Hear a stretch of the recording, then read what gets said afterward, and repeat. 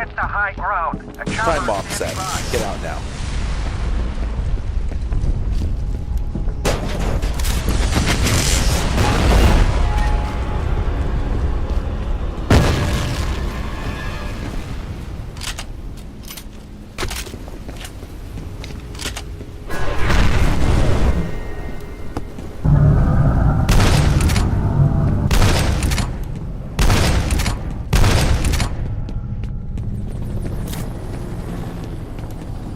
I have to remember, if I start getting attacked, I have to start eating med kits immediately.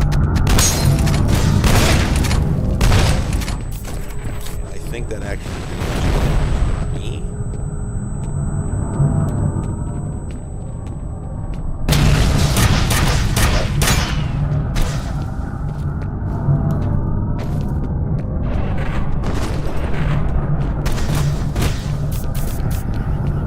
Those guys hurt real bad.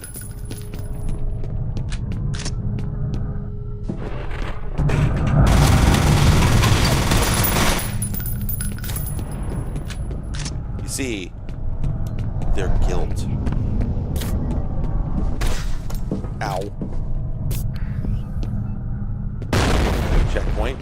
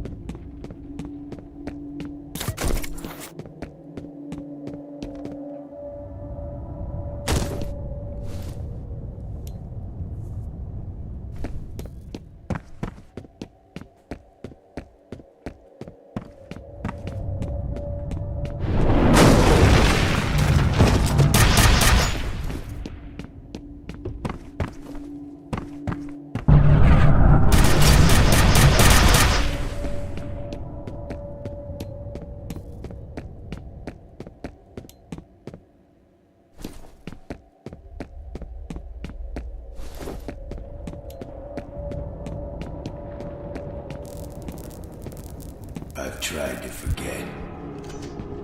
I've tried so hard to forget.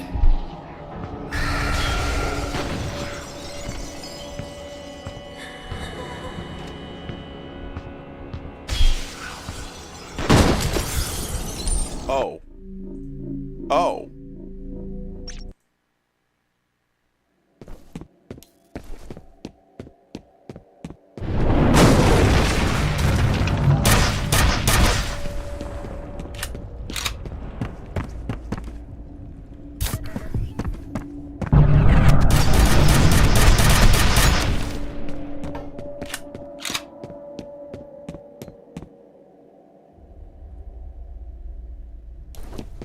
Yeah, I think she did get me. I think that's true.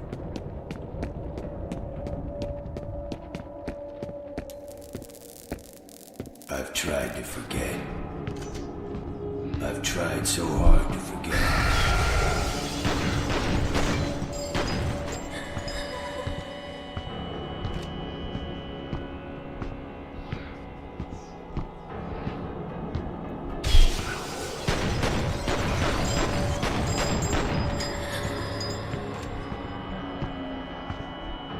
This is a game about killing your mom because you have guilt. You were born here, in this place. almost there.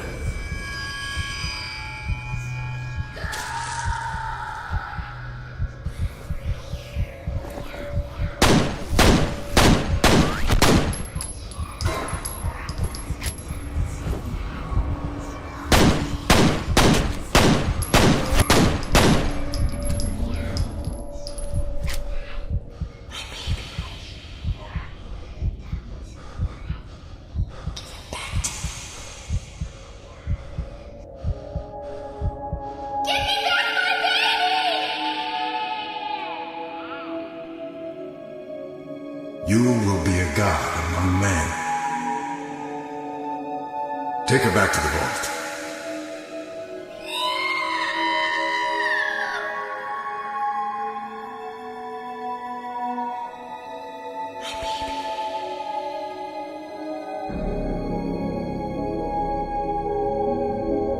No, Mother, it's just the Northern Lights. Hey, guess what? We're knocked back to a pistol again.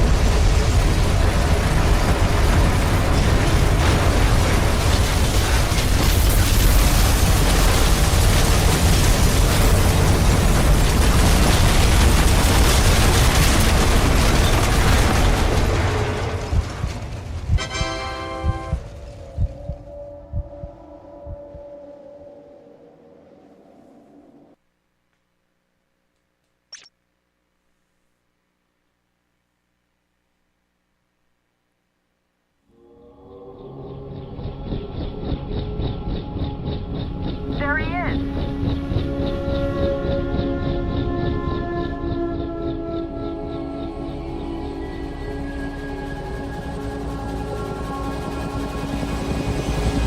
I don't know how you lived through that. We still don't know the extent of the damage. We haven't been able to get through to anyone since the explosion. What about Alma? What happened to her? What was that sound? It's a hell of a game. One of the best to ever do it.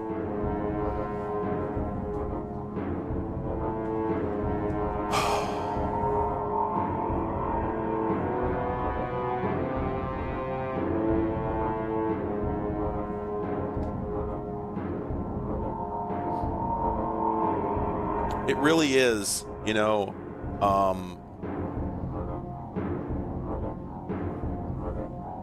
what can I say, right?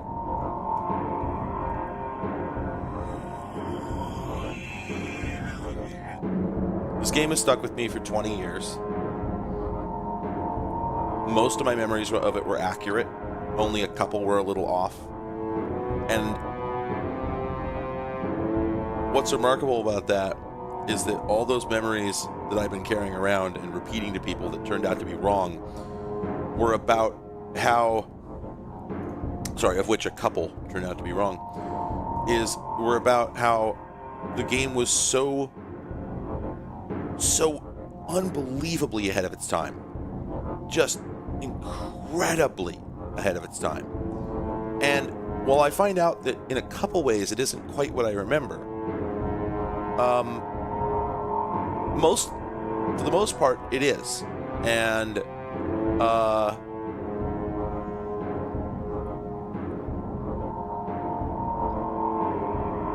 it's an incredible achievement, and it's one that I think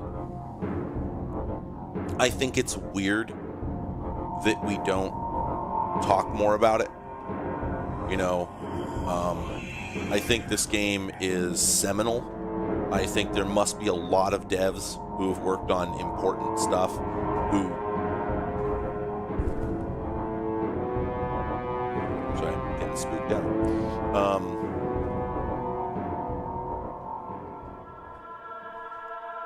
Sorry, there's like weird noises in my room. There's ghosts, I think.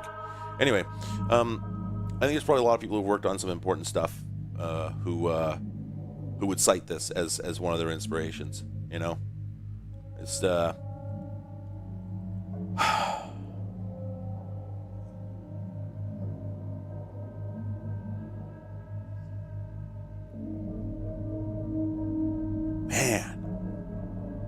Like everybody who worked on this worked on a masterpiece. You know, if you want to look at it in terms of like,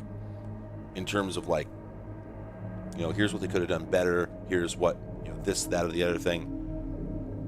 We could say that about anything, right? Pick anything you want. I mean, I'll stand here and tell you, that I think that Half-Life 2 does not deserve to overshadow this game. I understand why it does, because it's more general purpose. But when people talk about, like, achievements, I don't think HL2 is that remarkable. It's mostly just HL1 with higher resolution textures. More polygons and, you know, a bit more ambition. But, like, this, to me, I remember playing this game and thinking, it's all over. We've changed everything. Everything is going to be compared to this. This is the new gold standard, and what is this going to bring us? And what it brought us was Wolfenstein: The New Order, right? I think that there's a through line where if this game doesn't come out, I don't think we get some of the great, particularly great first-person story-based, you know, shooters. And, you know, and of course, that's the funny part about it all, right? Is how dorky it all is in the end, right? Just going, like, the idea of just going into this with eyes wide open and a grin on your face and saying, no, fuck it. At the end of it, we just unceremoniously switch your weapons out with a pistol. The player watches it happen. They see their machine gun evaporate and a pistol is suddenly in their hands. And then they have to shoot their mother. Like, you're trying to negotiate this super creepy, you know... There's a lot more lore to this game, by the way, and it is dark. It is very dark. And you're trying to negotiate this. What do? We put a gun in your hand and you just start popping off. Bang, bang, bang, right? Like, come on. It's, you know, it's ridiculous. But the problem is that this is a first-person shooter, and while we have attempted to... I'm going to turn this down a little bit.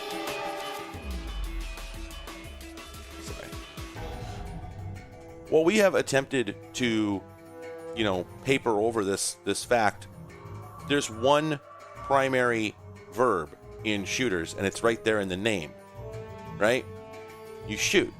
That's your main way of interacting with things. It's your most flexible way of interacting with things. Walking up and pressing F is an afterthought. Literally, you know, we didn't do it at first, right? And up through, you know, the first few story-based games, we didn't bother with it. To have that word not... Wow. Oh, wait, is there a post-credit sequence? Senator, it's Genevieve Aristide. I just wanted to assure you that the origin situation has been resolved. But so much for discretion. It was unavoidable. There is some good news, however. The first prototype was a complete success. Yeah, baby. Yeah, baby. One of the best to ever do it. A fucking post-credits sequence, right? They knew what they were making here. They were making a fucking anime. And they were trying to make a franchise out of it. And they succeeded. I mean, they made 3 of them, right? And a bunch of expansions. And ripped a monolith, right? Like, you just...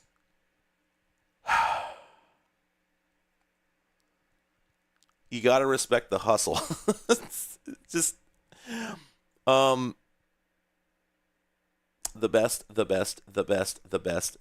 by the Foo Fighters. I don't know. It's oh, were they expansion? But Fear 2 was still Monolith, right? Wasn't it?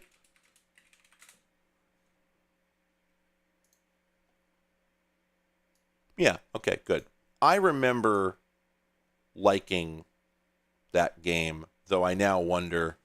Okay. Yeah. So apparently, Fear 2 disregards the events of both of the expansion packs, Extraction Point and Perseus Mandate, which were developed by Timegate Studios. What else did they do?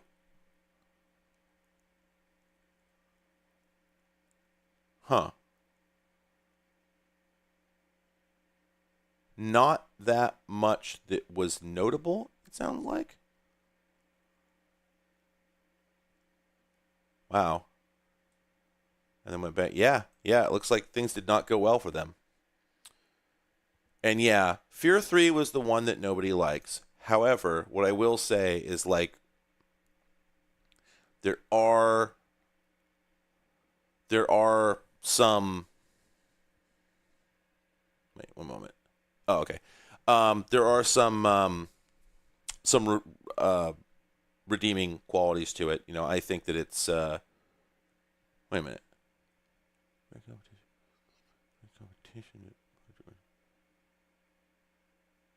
Oh, okay. Yeah, there's some weird. It had a cursed development process. And yeah, so like the wiki page sums it up by saying that the people who developed it thought that it was a good first-person shooter, but not a Fear game, which is basically true. So yeah, they had a lot of problems, including the fact that the game, I think, started out in competition. It was supposed to be like a, Fear with the serial numbers filed off. And then Warner Brothers bought Fear, and all of a sudden they had the license. So they're told, oh, this is going to be a real Fear game. Oops. Just turned into a mess. This also says that Warner Brothers got horny for Call of Duty and told them more action, less horror, which is stupid. So yeah, the people who developed this just apparently do not like it. Thing is, though, that it does have some cool features. There's some neat gameplay stuff going on, and also there's a sentence here that begins with, "As with Fear 2, the player can use mechs." Anyway,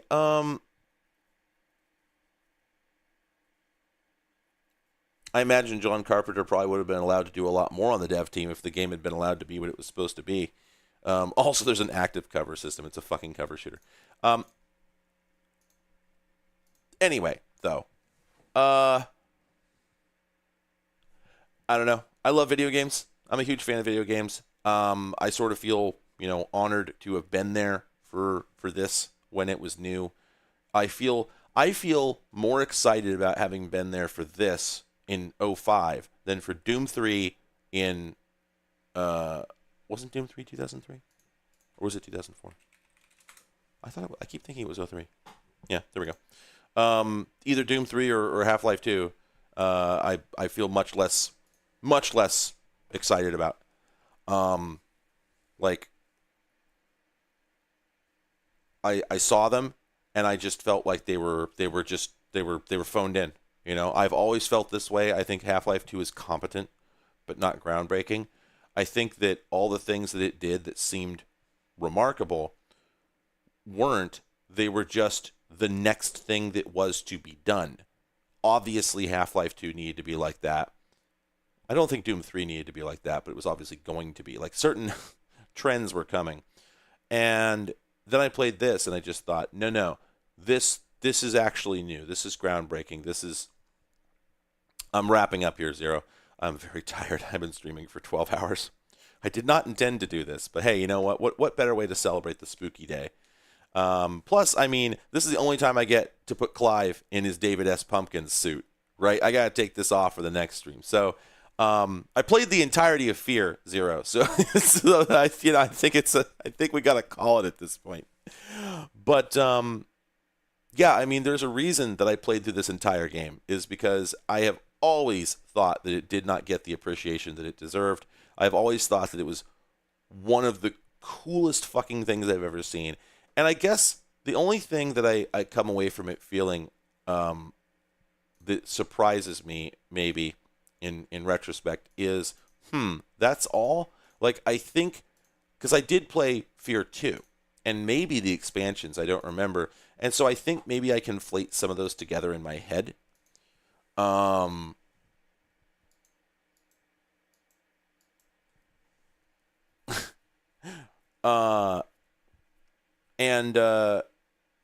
so now I got to go play F.E.A.R 2, and I do want to play the expansions and see what they're all about. But sort of pick those memories apart. But the thing is that, like, no, I feel like I did go home again, right? Admittedly, this was not the same experience that it was in 2005, but it was so close that I'll take it. I'm good. I'm fine. This will work. This will work. This is okay. I'm not upset. I'm not disappointed. And there's a lot of stuff that you can never go home again about. But, like, I'm a stuck-up asshole, right? I admit this, but I am always saying my opinions on a lot of games have not changed since they were new. There's a lot of games that I think suck and don't deserve the accolades that they get, or if not suck, they just aren't that remarkable. And that's how I felt about them at the time. And I'm talking about this all the time, right? But how many games can I think of where I've just never stopped thinking, God damn, that was an experience? One where I'm just constantly thinking, like, oh, it couldn't be as good as I remember. It couldn't be as good as I remember. You know what? It was as good as I remember. Like, insofar as, like, I played this game when I was 17, right? That's when it came out. So I played this game when I was 17 years old. I was, happy 20th anniversary to F.E.A.R, right? Prey was incredible. Prey was the other game I was going to play instead of this. If when I was planning the stream, I was going to do Clive Barker's Undying. That was the first game, and I thought it was going to be kind of crappy, and it turns out it isn't. But it's just like very just ancient, a little less engaging than I wanted to do for a whole stream. But I also thought, what if it just doesn't fucking work? Thank you, Michael. Appreciate it. I didn't plan that. This was just going to be like 4 hours and it's going to be done. But then I thought, well, what if the game doesn't run? So I need a backup. And my first thought was, oh, it's got to be F.E.A.R. But I did think, well, if not that, then Prey 2006, because that game, I talked about it a little bit earlier, much earlier in the stream. But that game was, in a very different way, groundbreaking. It was an incredible experience. It was a cinematic experience, and it's one I'd like to revisit to find out just how much of it holds up. The problem is that it's really dark and disturbing and gross, and also that it uses like an older version of it. It comes from the previous generation of video game dialects. So it's sort of a transitional boomer shooter, if you will, where there's a little bit of button pushing, but like mostly the game is just shoot guys, right? And the problem is, there is that you're like shooting guys in these dark, nasty ass environments that are just not pleasant to look at. The game was, it was disgusting. It was gross. And not that there was nothing redeeming about that. And there were some fantastic set pieces, as I recall, but I also recall very little compared to F.E.A.R, right? For games released a year apart, and which, I've been carrying a torch for all this time, when I compare them and I think that one of these just, hit me like a punch in the gut and has never let up. I've never stopped thinking about it. And the other one, I'm like, oh yeah, that was cool too. Right? I love Prey 2006. I've always said this. I've been the gravity stuff was neat. The Portal stuff was neat. I think it did stuff with portals that Portal didn't do. That I always thought was cool. Like there was a lot of cool stuff there, but it just didn't. It doesn't stick the way that F.E.A.R does, and it's just for lack of intent, Yeah, it actually. So it had this portal nonsense where you walked into these boxes and that you would come out smaller, and I think it actually was resizing you. I think that they really did do some trickery there. There was some really, really neat code in that game, and it's really a shame what happened to the people who made it and to the franchise, because the people over it, I forget who did Prey 2016, I think. But they were so mad about being forced to use the Prey name. They apologized publicly to, was it Human Head, I think? Did Prey 2006? Yeah, Human Head Studios. Yeah, the people who did the later Prey game actually apologized to those folks because they're like, we didn't have a choice in this matter. The people who owned us, 2017. Okay, that's what I was thinking of. Yeah, Arcane. Yeah, sorry. Oh, sorry. Human Head did 2006. Arcane did 2017, and Arcane was just heartbroken that. Yeah, I think it was Bethesda at that point, right? Bethesda forced them to use this IP just because they owned it and it was recognizable, and they were trying to make a new thing. So not only did their new thing get torpedoed, they did not. They were not allowed to. Goodbye. Have a good night, Vesu. Thank you for joining. Thank you so much.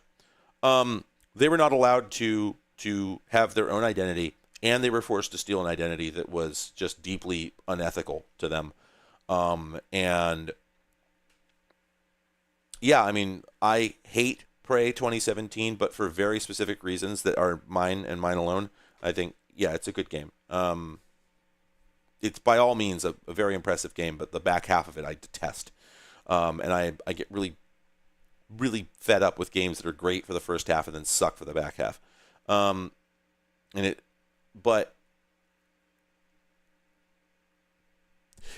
when I try to think of other games from that period of the mid to late 2000s that really stand out, man, I struggle.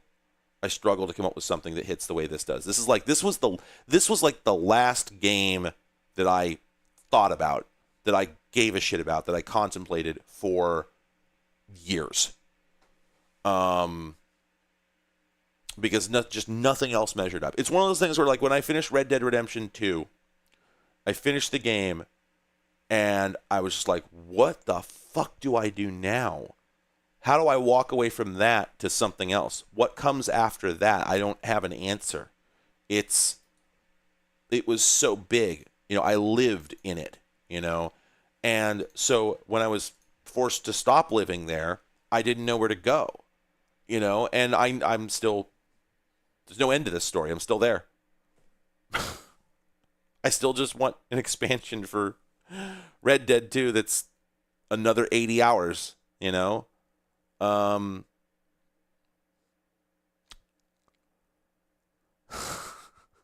last now playing before the hammer comes down. Hey everybody, I should go to bed. It is 3:30 in the morning, and I fucked up by doing this. I don't regret it at all, but still, it's so early in the morning that my fucking eBay saved searches are popping up in my email. So, oh no, I won't regret this. I don't think per se. However, I won't be doing it again. I think that tomorrow when I wake up, I'm not gonna be able to form words with my mouth. My vocal cords are very upset, and I'm very phlegmy because I've been talking for 12 and a half hours unbroken, which is a nice skill to have. It's good work if you can get it. But I have the feeling I'm going to regret it in the morning. Goodbye. Thank you, everybody. Anyway, where did I put it? All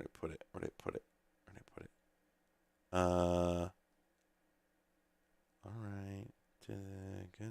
Goodbye. Goodbye. Where the hell did I put it? Goodbye. Oh, I put it over here. Right? Goodbye. There we go.